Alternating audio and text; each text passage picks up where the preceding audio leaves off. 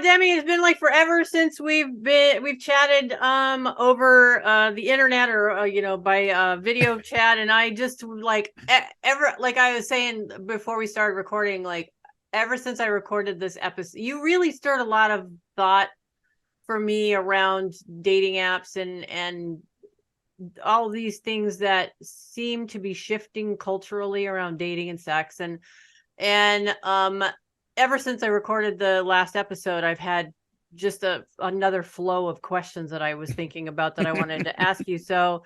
Um, so I'm not, I really don't have a formula. I haven't really figured out where to start other than to jump in and just start, having a conversation and seeing where it goes.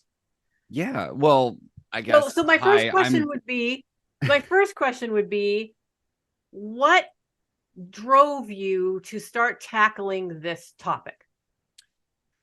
honestly, it's just been a lot of well, first of all, hi, thank you for having me. I'm so excited to see you too because you're literally one of my favorite people in the entire world.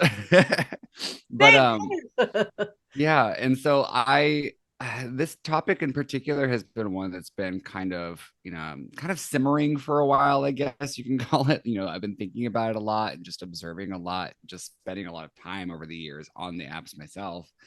And I had just that video that you said that stirred a lot of thought in you was particularly it was I guess it was a response to something that I had seen on the internet too. So like I just wanted to kind of share my thoughts about it. And I had done an episode recently on my podcast, Hook Up Horror Stories, about ghosting on the apps. And I had a really great conversation with my friend Rosemary from the Ghost podcast about it. And she was so full of ideas and facts and like statistics and stuff about how dating apps operate, and it just stirred a lot of thought in me. So I'm happy that like my thoughts her thoughts stirred thoughts in Definitely, me, yeah. stirred thoughts in you. But yeah, Yeah, this is yeah. a topic that's been kind of simmering for a while, and I honestly just think dating apps are done. Really.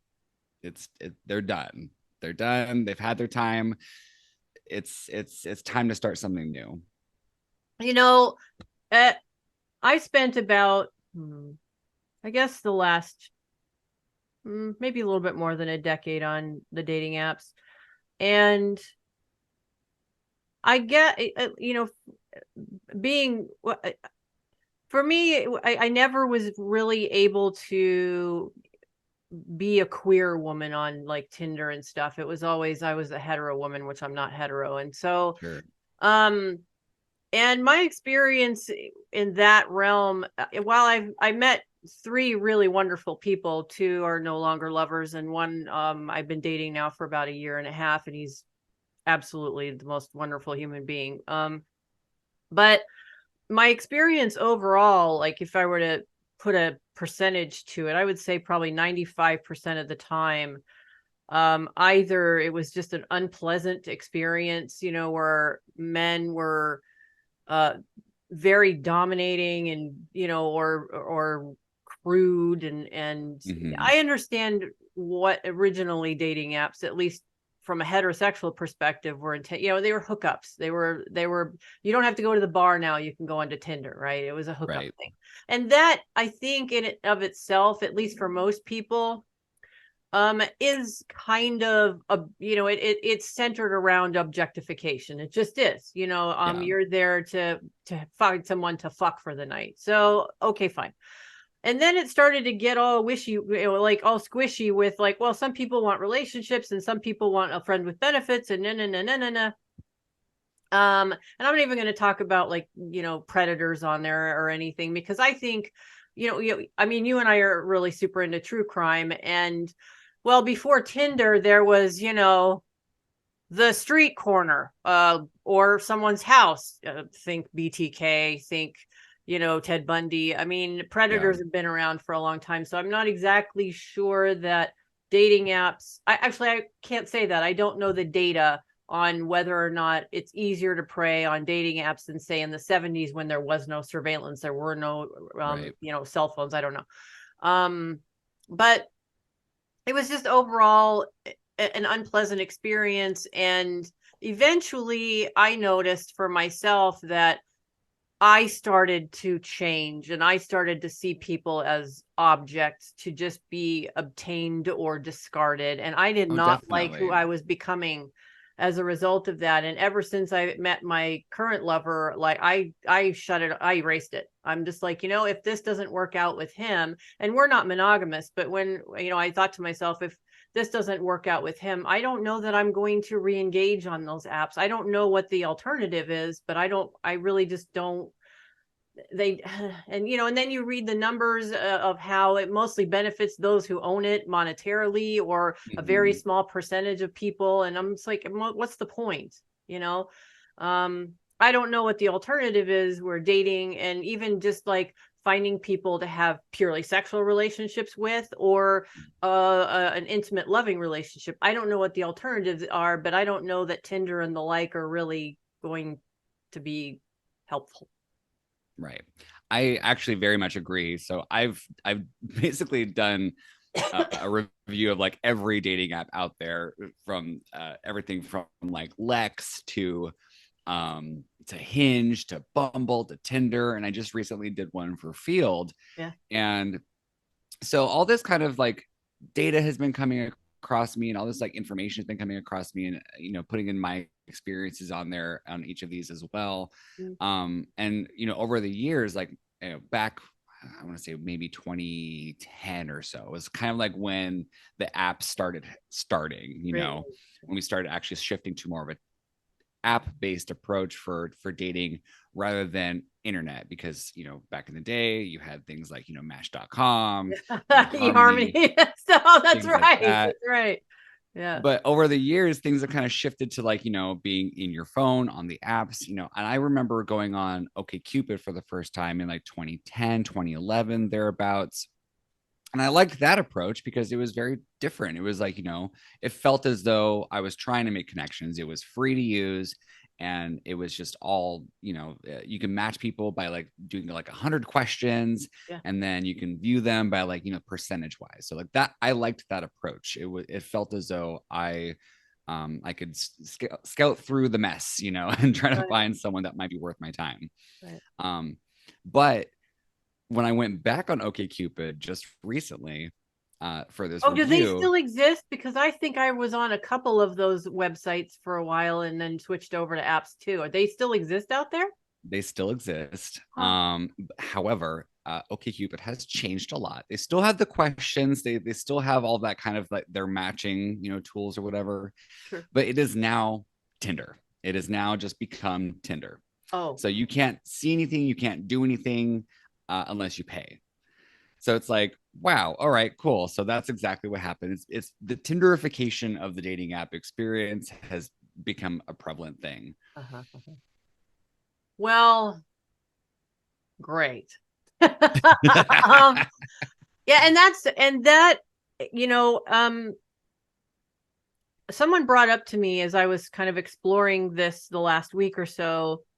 And I don't know how it is for men in the gay community, but he was telling me from a male's perspective, a hetero male's perspective, that in his view, Tinder hadn't Tinder had made it easier because before Tinder, there was I had, as in his words, he had to go to the bar and approach table after table after table of woman after woman after woman, and rejection after rejection after rejection, and how demoralizing that was. And Mm-hmm. Tinder made it, or Tinder like apps made it easier to not have to personalize that so much. And that gave me pause, because as a woman you don't think about that perspective. You're just like, this dude. And for some guys, at least hetero guys, I can imagine that's just a raging shit show to have to do that over and over and over again, live in person, right?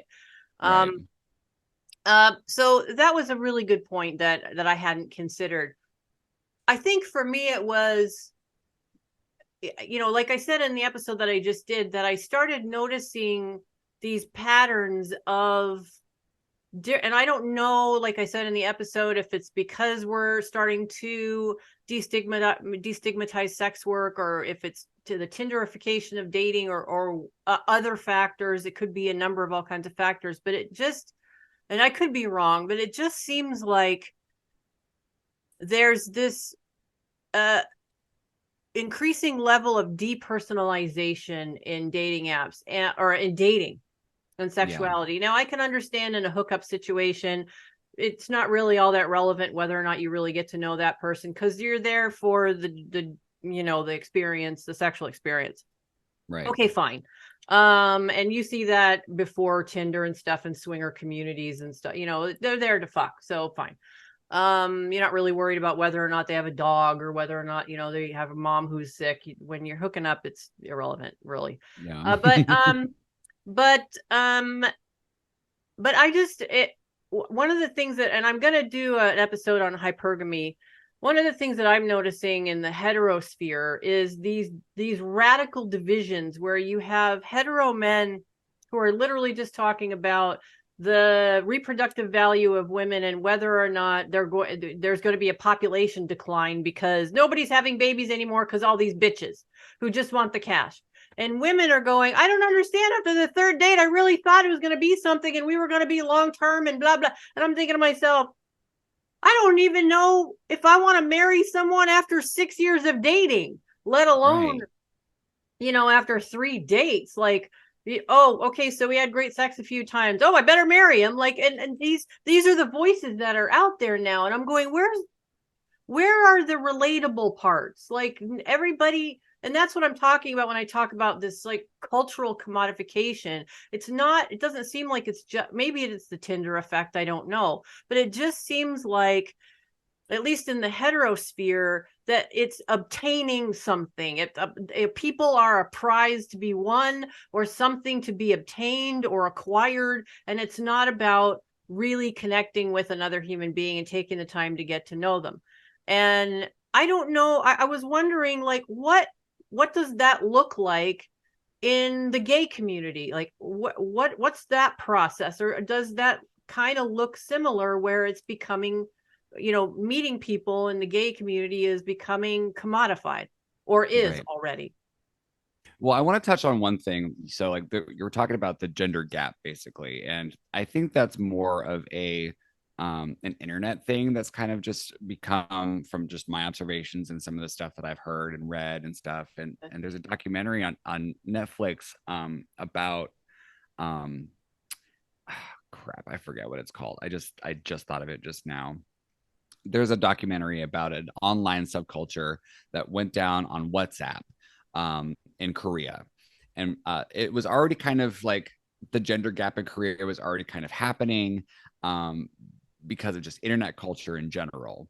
So, we have, on some ways, the internet has brought us together in a lot of ways. It's brought you and I together, for Sure. example. Yeah. Um, but it has also really divided people, because it feels as though it's like, really separated people into cliques and genders and, sexualities and stuff. It brings communities together, but it really separates communities also. There's no intermingling. Right. Right. So that there is a documentary. I have to look up what it's called, but it's in Korean, but it's about this kind of like online sexual um uh, uh, I guess assaults in some ways. They would be like grooming people into doing things, sending videos, doing heinous things in order, it's like revenge porn kind of thing. Oh. And then they would like contact them, and then continue to contact them for more videos, for more pictures and stuff, and then they would threaten them Uh-huh. if they didn't give them to them. Uh-huh. So that's one thing. I noticed that happening maybe like 2 years ago. I heard about that happening 2 years ago. Okay. Now that's happening in the US. That's happening now. That's happening here.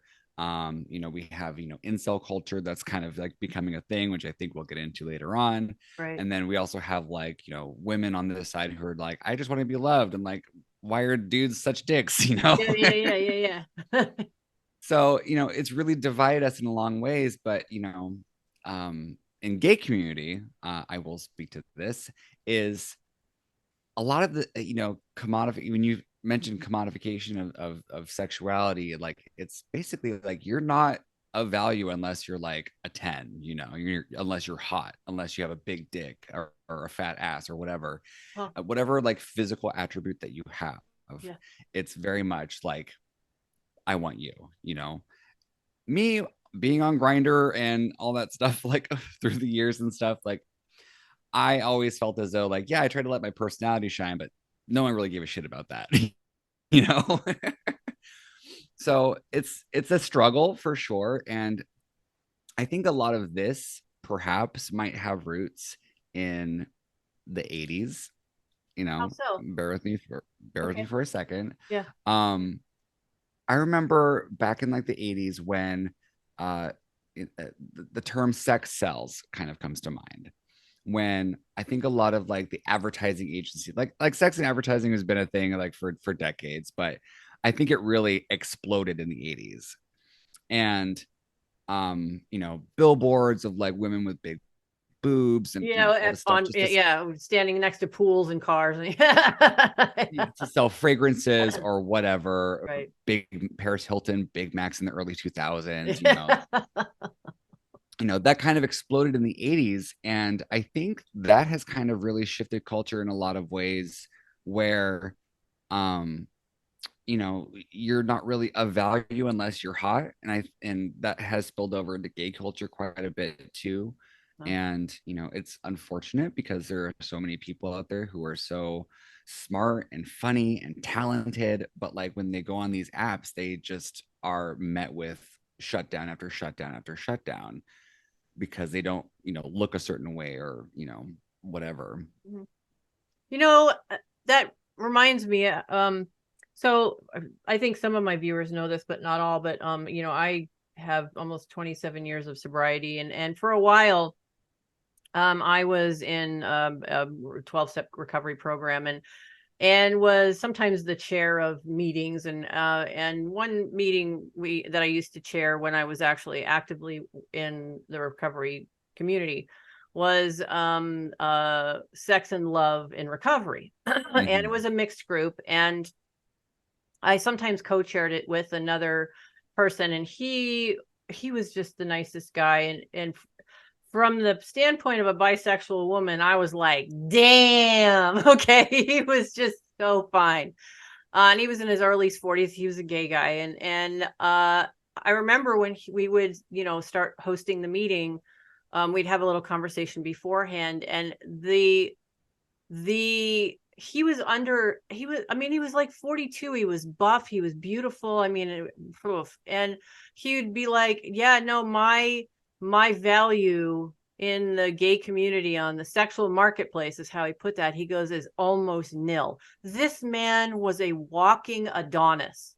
He really was. And he was like, but my value, especially now that I'm in my 40s, is almost nothing. He goes, and I just really I'm at the point in my life now where I want to have a partner, and I want to, yeah, sure, I still want to have fun, but I really want to connect with someone and have a partner. And I just remember thinking to myself, it just seemed like, and I was in my late 30s at the time, and it just seemed, I couldn't understand why he was so distressed about, like, just looking at him. I'm like, what? I don't even, how could you, what? It was, but as I've had, other gay friends over the years, I've heard that, unless you're like under 30, I mean, it's all about the appearance. That's it. And I can't necessarily say that as a woman who moves in hetero culture or in hetero communities that's not a thing. I'm a 54 now, and so but I suppose it's because I don't crave as much attention anymore either. Because True. a lot of attention as a woman can feel predatory, but um definitely the attention hasn't changed. The attention isn't the same volume, it's just changed who I get the attention from. But yeah, there's definitely been a decline, but I guess I just don't really give a shit. So because Ageism is absolutely a thing, and I'm sure yeah, oh, that's ageism for definitely, sure. Yeah, yeah, yeah. And I'm certainly not immune from vanity. You know, I've had my fair share of plastic surgery, so so I'm not immune from vanity, but at the same time, you know, I'm tired of the being looked at as just something sexual. Like, you know, and I'm very lucky with, you know, the lover I have now, where we have this very deep and broad connection, where it's psychological, it's physical, it's emotional, it's a lot of yeah, things. So, and I'm at that point now in my age where that's what I'm interested in having in my life, right? yeah, Even though I might want the occasional hookup from time to time with him, or apart from him, you know, that kind of depth is what I want to have in my life now, because that it feels complete and fulfilling. But I can imagine that well, I would like to believe that most people, that's something that they would pursue or want to pursue at some point in their life. Where yeah. do they go? That's not the dating apps. So where do they go? How do we meet people now? How do you meet people, and how would someone, like, you know, where do we meet people now? Do we go back to the bar? Do we go back to the club? Oh, yay. You know, where do we go now? So, I mean, yeah, that's an option. It's probably not the best option. You know, I've heard something along the lines of like well, how do we do it back in the day? How do we do it back then? Yeah. Well, we find people with shared interests. We find groups around that. You know, we meet people IRL through that. You know, take a yoga class, take a pottery class, meet people through that. Whatever your interest is, Right. find a group to do that in. So that's definitely an option too. So Mm-hmm. that way you actually meet people who are interested in the same things as you, not just drinking. Exactly. So there's that. Yeah. I think also if you were to go on the apps, so this is a caveat. So if you were to go on the apps, um, Hinge, I will say I like their approach because I won't say it's perfect. I won't say it's, you know, great or whatever, but their approach is better because number one, it is a free app. You don't have to pay for it to use all of its services. Well, they also have an interesting innovation on there, which in the voice notes. So I actually find myself using that from time to time because that you get a sense of the person from their voice rather Mm-hmm. than just a picture. Mm-hmm. So I really admire that. I really respect that. I think it's a great innovation.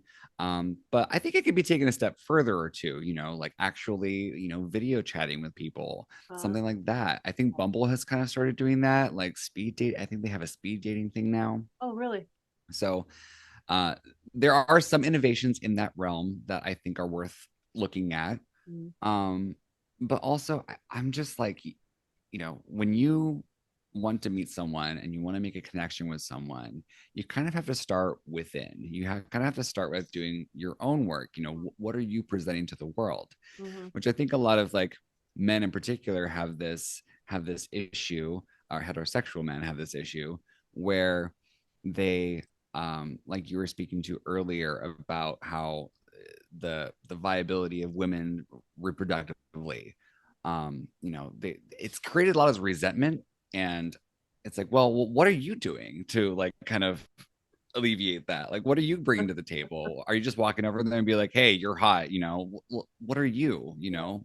Yeah. So I think a lot of like making connections with people kind of does have to start within. So you have Mm-hmm. to put your own humanity on the line and be vulnerable and be a human.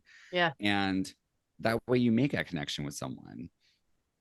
So if I'm hearing you right, um, this whole division amongst people is not necessarily the commodification of people, but the internetification of them, right? It's an I would say, internet yeah, phenomenon. It's the internet that's made things both more connected in some ways, but impersonal in others.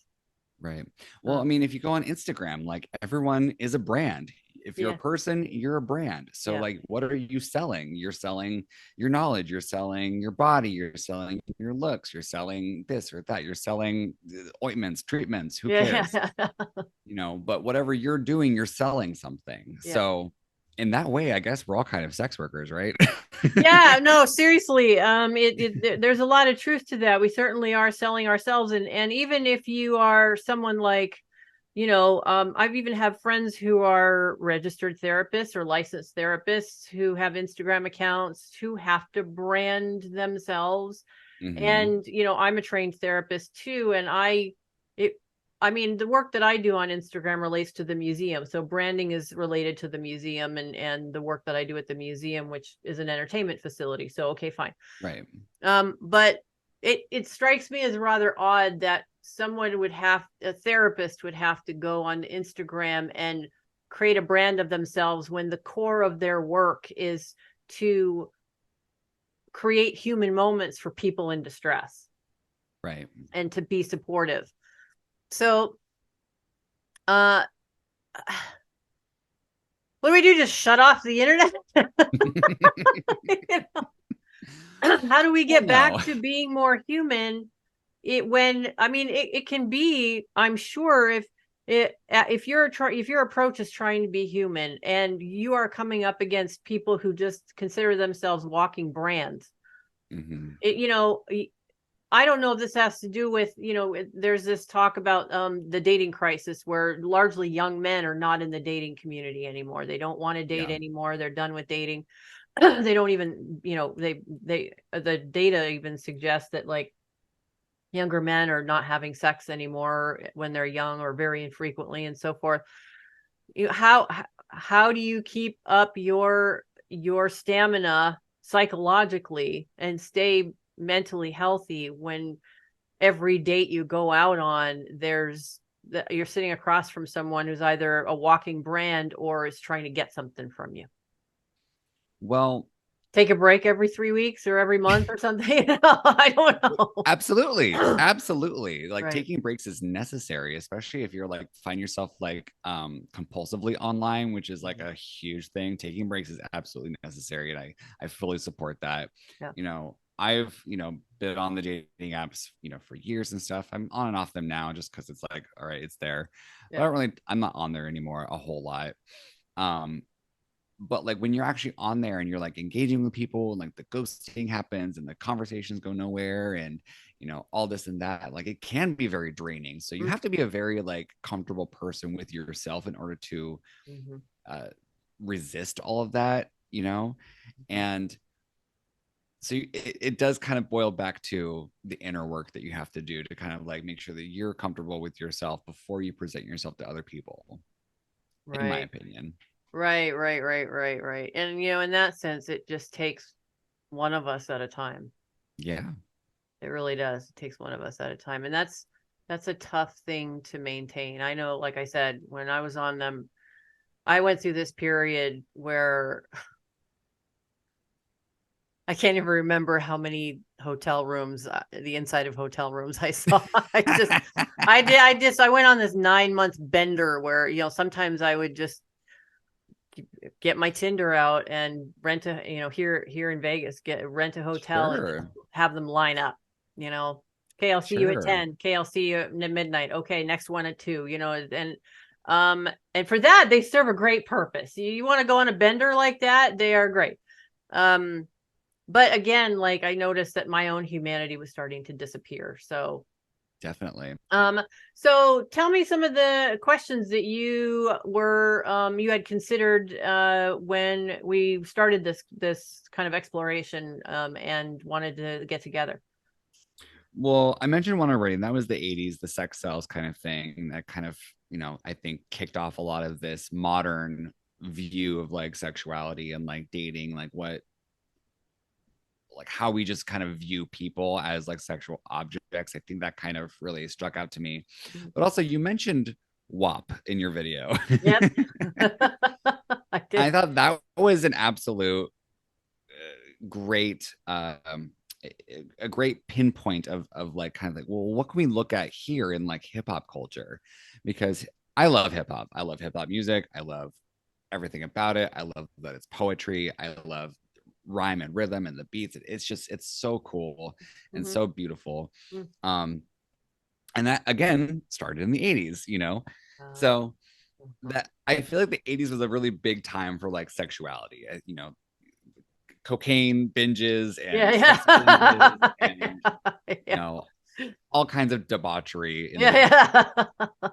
But hip hop culture was also one of those things that kind of emerged through there as well, and you know is predominantly male dominated. You did have a few in like the 90s, you know, Queen Latifah and Missy Elliott in the early 2000s and stuff. Mm. But women didn't really dominate hip hop culture until now. Like women are actually really having a huge moment in hip hop at the moment. Well, you know what? And let me interject for just a second. Now, one of my favorite hip hop artists was Lil Kim. Yes, Little And Kim. one of the things that I really loved about her music was um it was her sexual assertiveness was Mm-hmm. simply about obtaining pleasure for herself, prioritizing her own pleasure.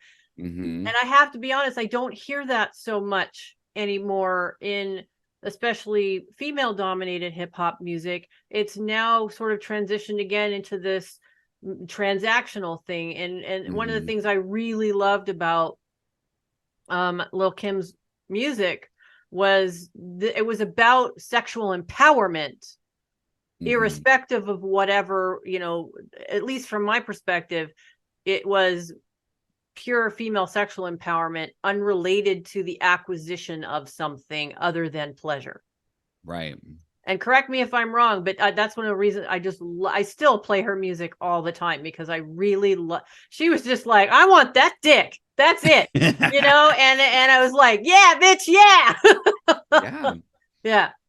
I think So Nicki does that quite a bit. yeah, There's a few others that kind of do, but as far as like placing um pleasure over just, you know, the vagina, yeah, you the know, for vagina, yeah, yeah, yeah. um I think that yeah is probably yet to be seen as much. Mm. Probably, you know, with wet ass pussy, it's just more of like, you know, describing a wet ass pussy rather than like, well, what does a wet ass pussy do? You know, why is it wet? You know, Mm-hmm. Well, now there are some lyrics in there where a few, yeah. she like talks about like, you know, my college tuition's paid with this wet ass pussy and stuff like that. Like I Mm-hmm. said, it seems Transactional. it's transactional, whereas, you know, and I wish I could. One of my favorite songs by Little Kim, I can't think of the title right now, but it's literally about just getting pussy licking. That's it. Like Yep. she, you know what I mean? And I'm just like, that's right, you know. So so to me, there's this shift that's happened, and I like to think that pleasure would still be prioritized in song and stuff, but I don't really hear that so much anymore. Maybe I'm just not listening. What's your take on that? um, I think you're probably right in some ways. Like it does feel as though like perhaps like it's become a little bit more of like, you know, transactional, as we said, just to use the same word again, I guess. Right. But I will say like Nikki, I think I can't think of like specific lyrics at the moment. I'm not good at specific lyrics, Mm-hmm. but I think she also does kind of propose a little bit more pleasure in her lyrics. For Oh, example, right. I know Missy was kind of famous for this too. Like, Yeah. Missy was you know, famous for that. Missy was kind of famous for like prioritizing pleasure in her lyrics. Nikki's pretty good at it too. Yeah. Um, but yeah, it's kind of few and far between as far as it goes. It's more along the lines of like, yeah, like I don't want to say I'm a prostitute, I'm a slut, but like, you know, it's not in a derogatory term, but it's Mm-hmm. just that's kind of what the lyric is. Right. Right. So now, how have these things? Have you seen a shift in the gay community, similarly to what we've seen in the in the hetero world, with more of a commodification, or has this sort of appearance matters the most has been prevalent for a long time since the 80s? Or has there been a shift at all? Well, yeah, Okay. definitely. In what Um, way? So I know a lot of artists, for example. I know a lot of artists. I follow a lot of artists on the internet, a lot of like queer artists, musicians, things like that. There's this one, I think his his name's The Real X-Man, I think is his name. But he's a dancer and a rapper, and he kind of raps about the queer spectrum. So there's that, but his videos are very sexually charged. Like he's just very dancing and like sexy and like naked. Yeah, yeah. Um, and there's a lot of that happens. You know, I feel like the people who are hot on the internet all have over 10,000 followers. Mhm. So there's definitely that. There's something to that. There's something to the sex sells that Sure. absolutely is there. I was just telling my friend the other day, he sent me a video of this guy who does skits. Uh-huh. They're sexy skits, you know. One of them was he and a partner. He goes, the partner comes up there with like a whipped cream canister, and she's like, "Open your mouth," and then he just goes, "Ah," and like, "Yes, daddy," and then like just put the whipped cream in his mouth, which is like, okay, like Yeah, sure. what are we doing here? Yeah, yeah. He is a Metaphorical. little funny. I will say that his videos are a little funny, and I will give him that. But there's a lot of things that it's just like, okay, it's just sexy to be sexy. Right, right, What's behind that, right. At least he has a little bit of humor. So I like things. I don't follow a lot of like hot guy Instagrams because I feel like for me it gives me a lot of resentment over time. Right. So I'm like, like all these people are like just hot internet people. Like why are they famous and not me? The I'm smart, I'm Kardashian effect, funny, yeah. you know, but it's like but smart and funny doesn't quite sell as much as just being hot on the internet, I Yeah, guess. yeah. So that's definitely a thing too, for sure. Yeah. Well, I mean, you know, when I was this all started with my research on hypergamy, and I went down this really depressive rabbit hole, and there was this, and like I said in the episode, I'm a big supporter of sex workers, and I Mhm. don't want to necessarily Me pin too. this yeah, I don't want to pin this on them or anything else. And you raised some really good points about sort of this you know, this shift as we became more prevalent on the internet, right? Or the internet Mhm. started to pervade our lives.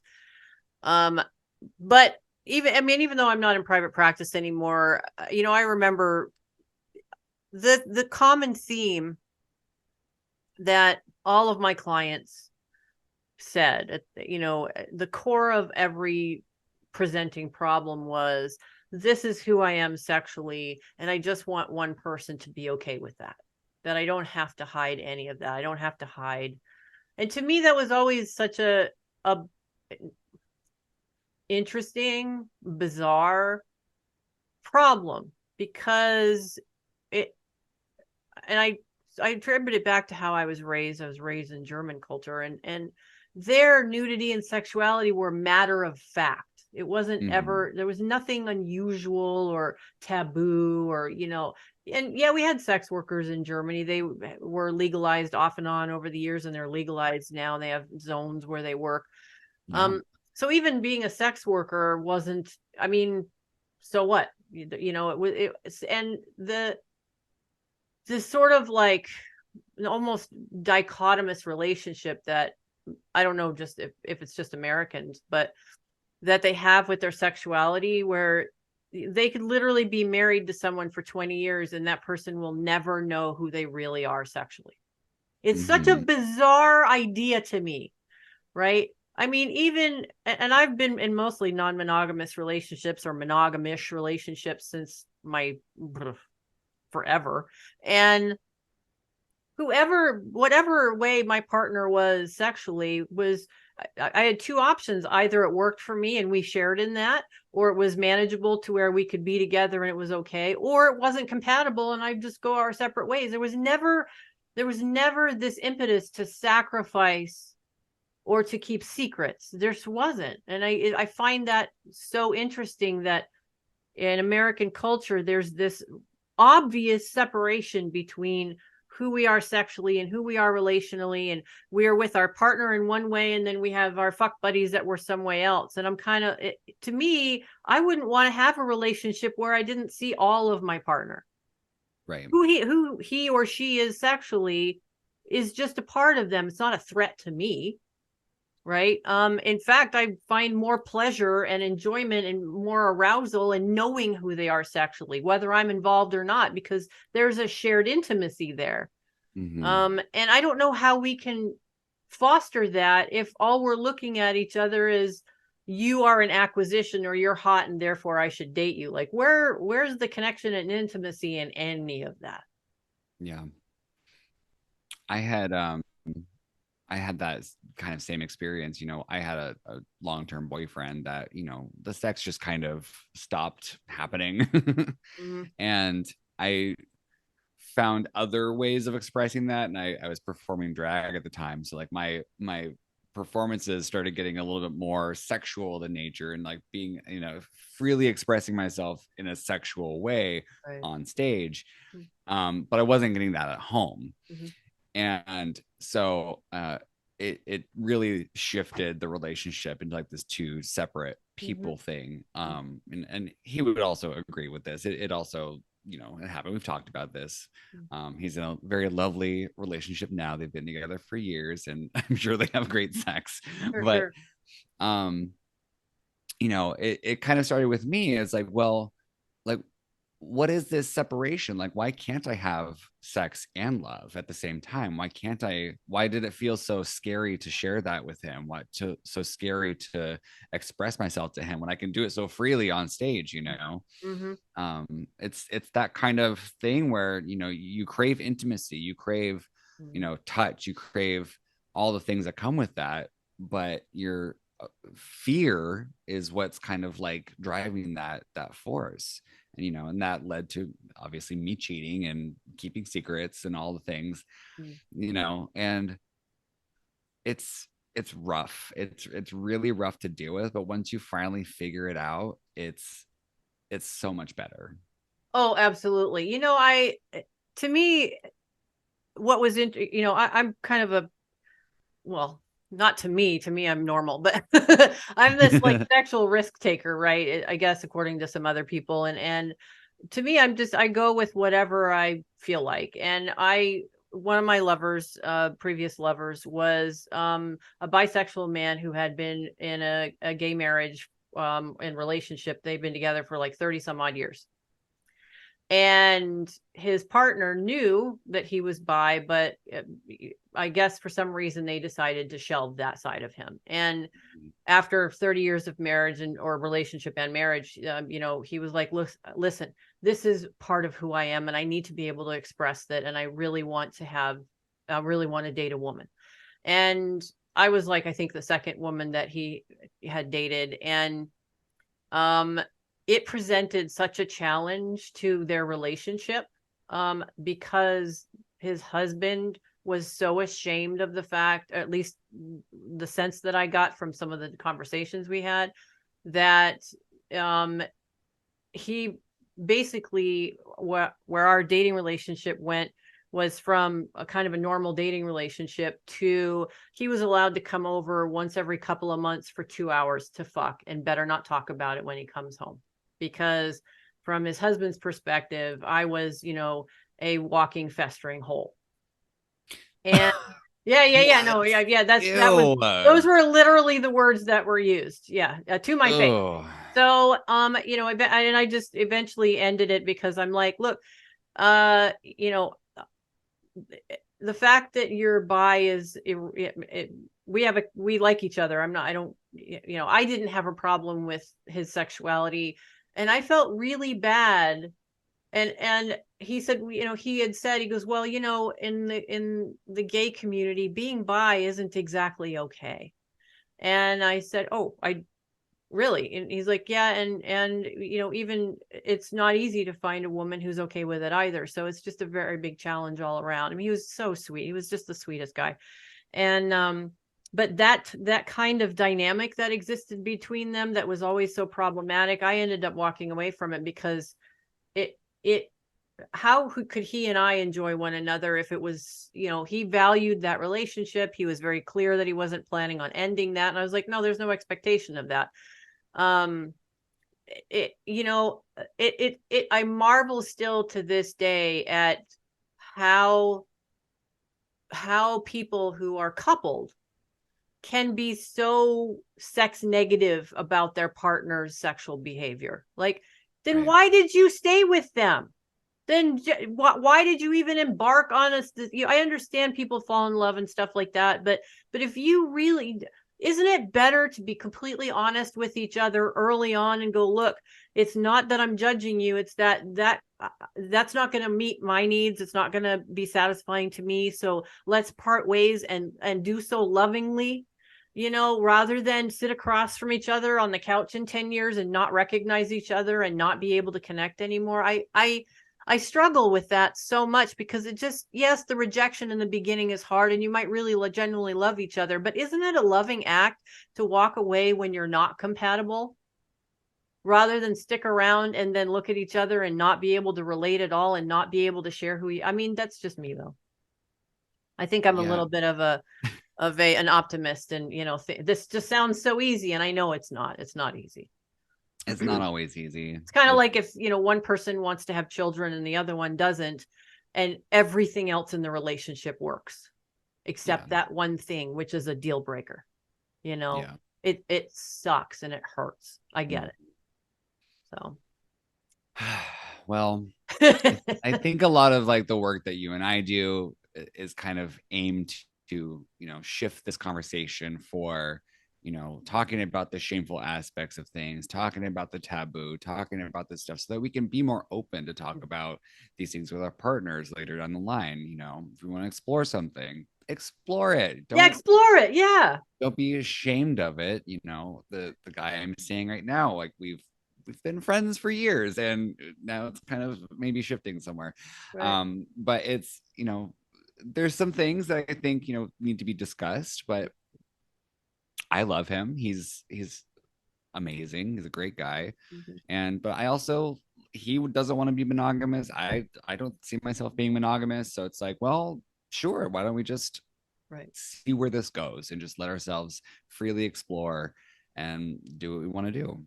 Yeah, I agree with that. And one of the things that my lover and I had discussed just recently was, you know, uh about agreements, right? So in other words, how do we respect each other? If we are going to deepen our relationship, how can we respect each other? And I think we agreed that it having a conscious relationship, making conscious decisions around that, having the hard conversations and going, okay, what are our agreements? How do we safeguard the relationship? How do we keep respecting each other, and making overt agreements about what's okay, what's not okay, what would be damaging, what wouldn't be, etc., and then sticking to those agreements unless it evolves, and then coming back to the table and going, you know what, okay, so this agreement worked out, let's just take an example. He could go on a trip with a different lover. Mm-hmm. Right? And okay, well, that worked and that didn't work or whatever. Should we expand that time? Should we restrict that time? Did it work at all? Like, that's just one example, right? Mm-hmm. Is having people fall into relationships. What about actively choosing one and consciously negotiating it? To me, that seems like a much better way of ensuring that you're not there by accident, that you're there intentionally, that you are there with intention. And I could go back to, like, Goldie Hawn and Kurt Russell, when they asked why did they ever get married, and I think Goldie Hawn said, because every morning that we wake up, I want to make sure we're choosing to be here. And I think that's like perfect. Yeah, that's a perfect sentiment for anybody in a relationship. Is every day I want to wake up, marriage or no marriage, every day I want to wake up and choose to be here. And I choose you, Pikachu. yeah, I choose you. Yeah, exactly. So I would, to me, the one of the available options to counter this sort of commodification or impersonalization is conscious choice.